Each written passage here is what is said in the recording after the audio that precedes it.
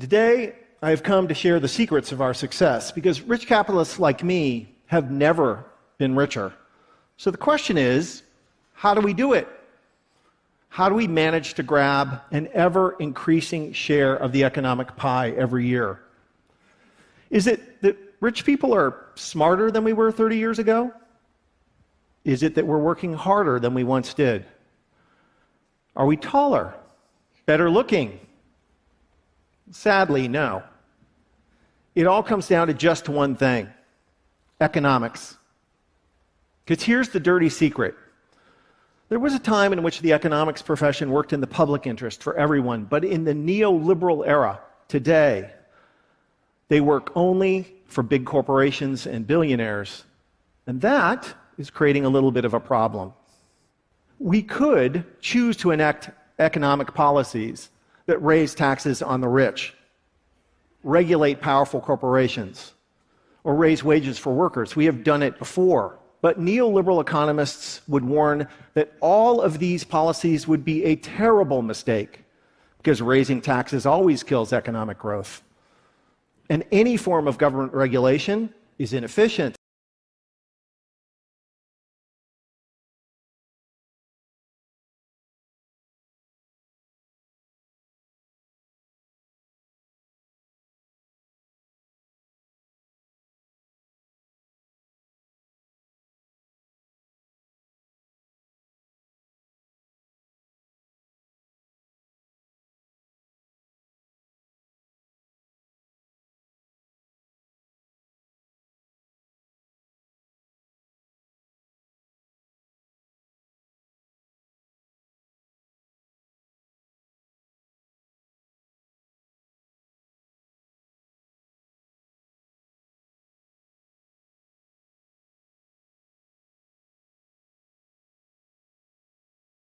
All organisms on Earth are made from the same basic parts, mostly proteins.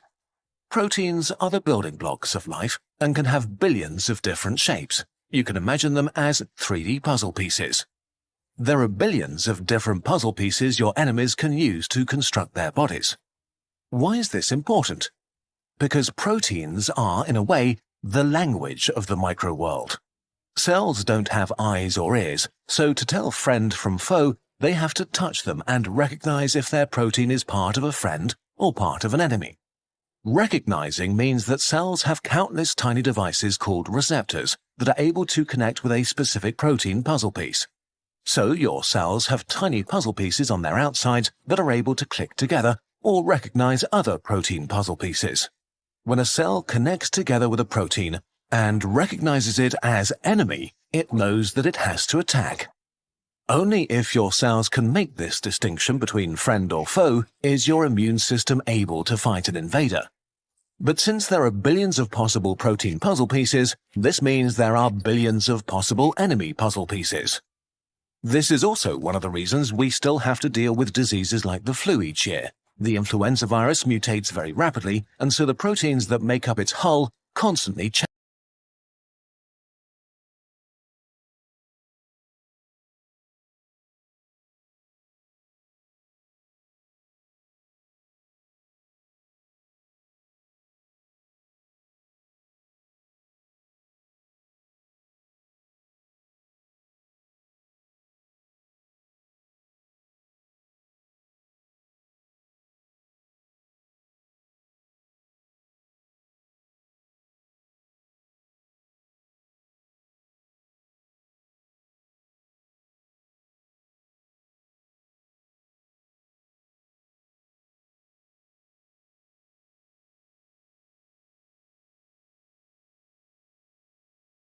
Target of blame seems to be why these folks can become so difficult. If you're the target of blame, your life may be ruined by one of these folks, and that's what people need to become aware of. So the target of blame, each of these 5 high-conflict personalities tends to zero in generally on one person. It could change over time, but they see that person as the cause of all their problems. And so they want to control that person, or eliminate that person, or destroy or humiliate that person. It's a fixation on one person. And all of their life problems, they emotionally focus on that person. So you don't want to be one of those folks. How to avoid being a target of blame? First of all, if you see warning signs of this behavior, don't get too close to such a person. You may be a friend, but don't be the closest friend. You may be a coworker, but don't be the closest coworker. Because what seems to happen is the people they get really close to are the ones that are most at risk of becoming their targets of blame. But it could be anybody. They tend to target intimate others and people in authority. So this could be boyfriends, girlfriends, husbands, wives, parents, children, coworkers, neighbors they get close to. It also could be police, could be a government agency, or government official, could be their boss, could be the company owner.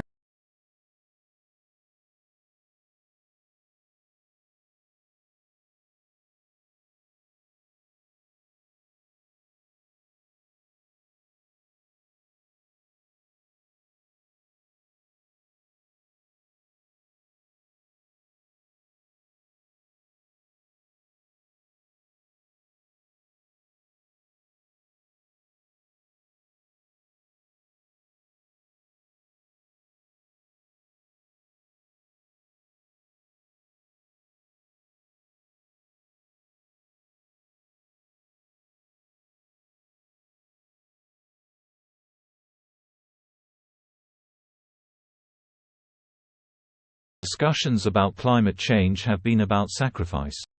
I am here to tell you that climate solutions actually make a better city and a better quality of life for everyone. This is only the first of 5 lessons we have learned on our journey to become an emission-free city. And I think these lessons can be applied almost anywhere. So I like to share them. So lesson number 1. Confronting climate change is about creating better cities and better quality of life for everyone, including those kids in the kindergarten that don't have to share their days with noisy excavators. The second lesson is about being ambitious. In 2015, the City Council set a target of reducing greenhouse gas emissions by 95% by 2030 without purchasing any carbon offsets. So aiming for real reductions. Commitment to this goal changed our mindset. If we were going to reach this target, every department had to get active, figure out measures and finding out how to implement them. So second lesson, be ambitious. A target measured in years, not decades, provides no excuse for inaction.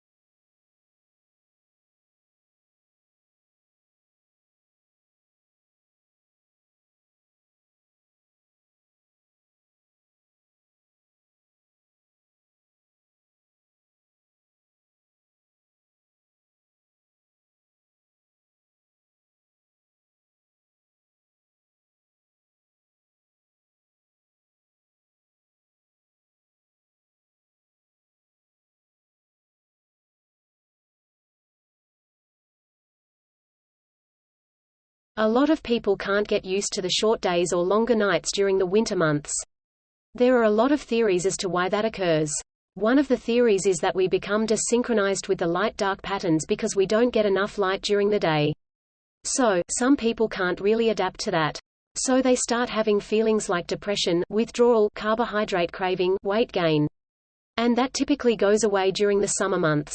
So that's really what characterizes what we call seasonal affective disorder known as winter blues. I think there are huge individual differences, but we know of studies where it appears that maybe 20 minutes of daily dosage of strong light is enough. And then we're talking about a light that resemble a daylight or an outdoor exposure. And this light dosage should be presented during morning hours. There's a couple of things that can be done. First of all, obviously go outdoor during the day. If you can, spend 1 to 2 hours outside. If you can't do that, sit by a window. But don't sit against the window. Sit facing the window because that's where you want to get the light. You want the light at the eye. And the third option is to increase the amount of light that you have around you. So if you're going to sit at a desk and work from home, add table lamps, add lamps around your computer screen. Add something that would increase that amount of light at the eye.